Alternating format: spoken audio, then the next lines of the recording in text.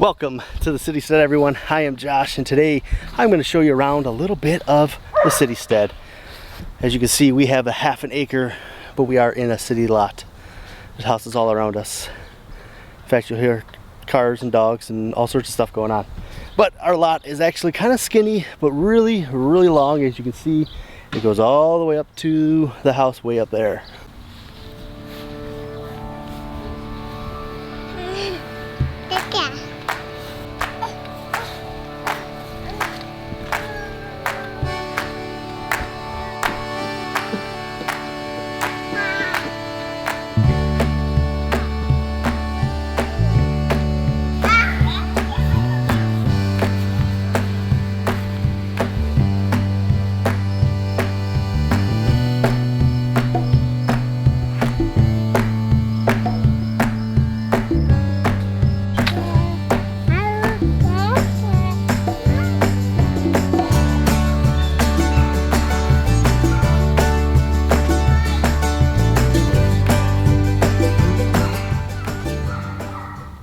So I call it my mini orchard or backyard orchard, and eventually what I would really like to do is grow some more rows, and I kind of do it the same way they do it like orchards, you know, your big apple orchards and stuff, where the trees are really close and they would actually kind of almost overlap, touch branches just a tiny bit, and then you trim them from there. And I don't know why they do it, but I see it everywhere that way. So that's kind of what my idea was when I was setting this up. So I was going to plant them just close enough to where the branches would reach each other and we'd be able to still trim them and keep them, you know, separate a little bit.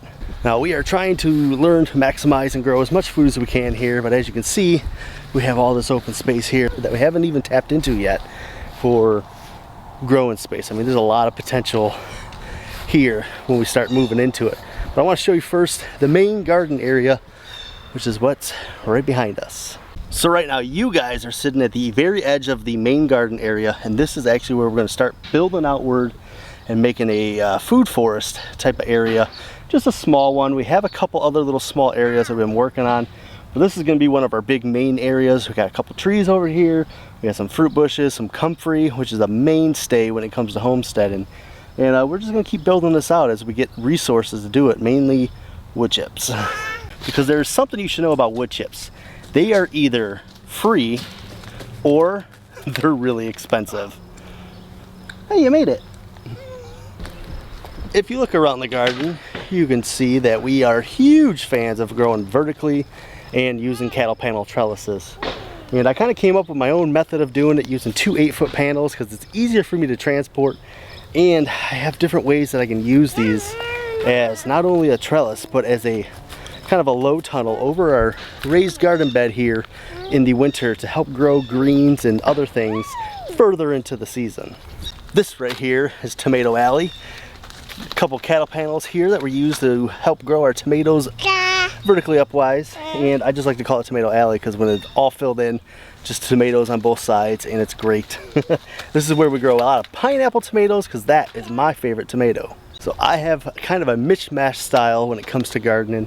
I really like using wood chips in the garden. I mostly use them in my walkways, unless it's in other areas where it's more open, but most of my food in the main garden area I grow in little tiny raised beds, and there's a good reason for that. I'm going to make a video about why my raised beds are so tiny, because somebody actually asked me about that the other day, and they were like, why are they so short? So I thought I'd make a video kind of explaining my thought process on why I built them like that. But I use these raised beds to help grow the food, and then we use trellises to trellis everything, and wood chips in the aisleway. Now the wood chips will break down and they will build really good soil, and I want my soil to be good everywhere, not just in my raised beds. So that's kind of why I do it the way I do. I have raised beds that we amend with compost, and then we have wood chips breaking down, building really nice soil all along the walkway. So the whole garden has really rich, good living soil. So with all this huge garden here, it's not the only place that we grow food. We also grow it here, and here, and here. And this is asparagus forest. There's even food over here. Swiss chard, artichokes. Trying to grow a whole bunch of greens right here in the front, right out of our front door, and even more right here. Basically any place that I can stick a plant to try to grow some food, I'm trying it.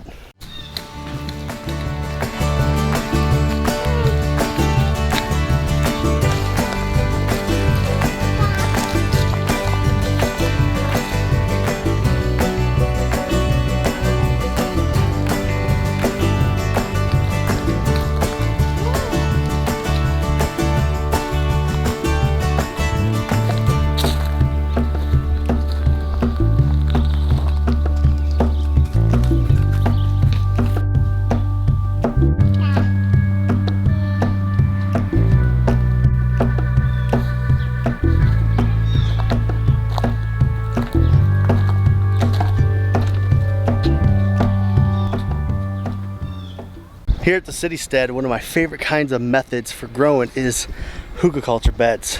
And I have a lot of them all throughout the yard. This one though is full of strawberries.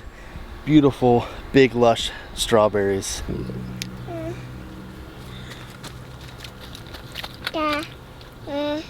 Yum. And it actually kind of connects right to a little mini food forest area that I have.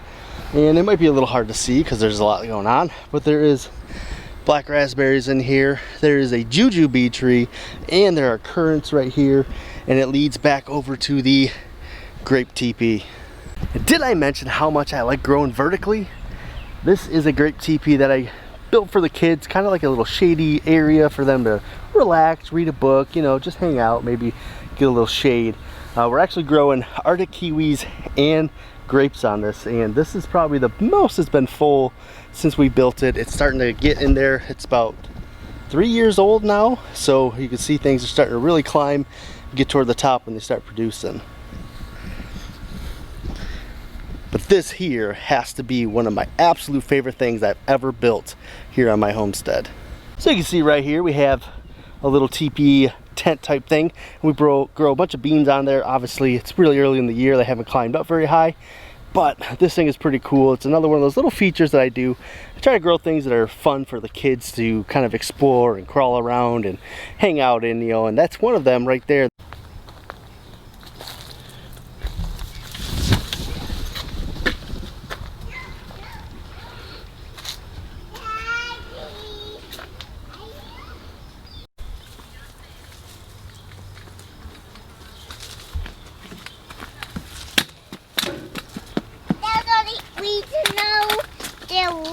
Or bean tent next to the grape teepee.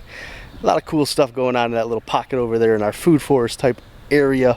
That's also a herb garden. Now it is a super active time, so we're not going to go in there, but something we did end up starting doing this year was beekeeping, and I've really been interested in it, for doing it for a long time, and kind of took the leap this year with a little help from my parents for hooking us up with some of the supplies and stuff that we were going to need. But what I did was I built a cool little apiary for my bees that I could keep these guys out of it, because I don't want them getting stung by the bees. So we built a cool little apiary for them. Oh, it's sweaty. And it actually is centered behind the greenhouse and the garage, and what that does is allow me to change the path of the bees when they come back. So they're actually flying up over that greenhouse before they come down into the beehive there, which is good because it keeps them out of the garden. They're not really low flying close to us where the kids play a lot, and that's just one of my methods of keeping the kids safe with the bees.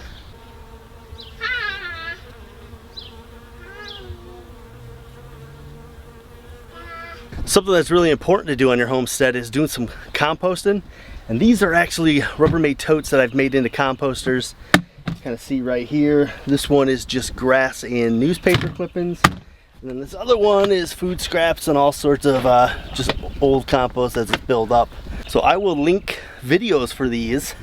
I have a series on little urban composting that we do, and on top of just regular compost, we do a little vermicomposting. We're just doing a basic 3-tote system on this.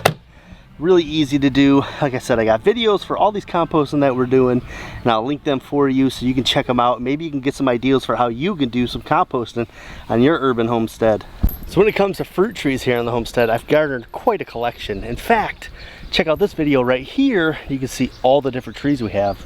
But one of my favorite things to do is collect kind of unique fruit trees, like this jujube tree, or this che tree, also known as the Chinese mulberry.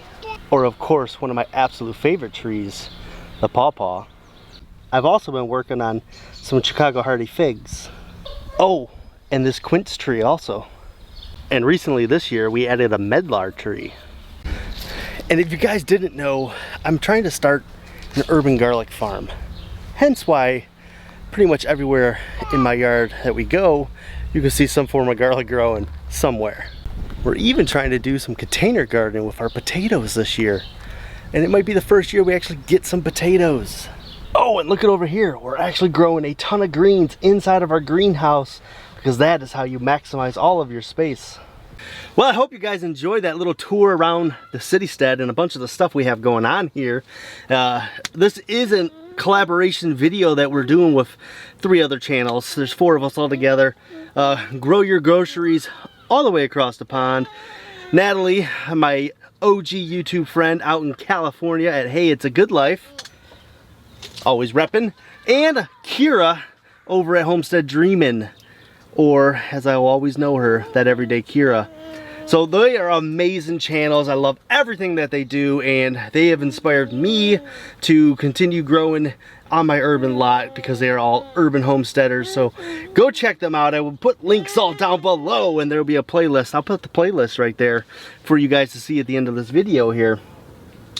But I think I'm going to get out of here and we're going to end the tour. I hope you guys enjoyed it. I hope I'm giving you some ideas on things you could do at your urban homestead and maximizing all of your space.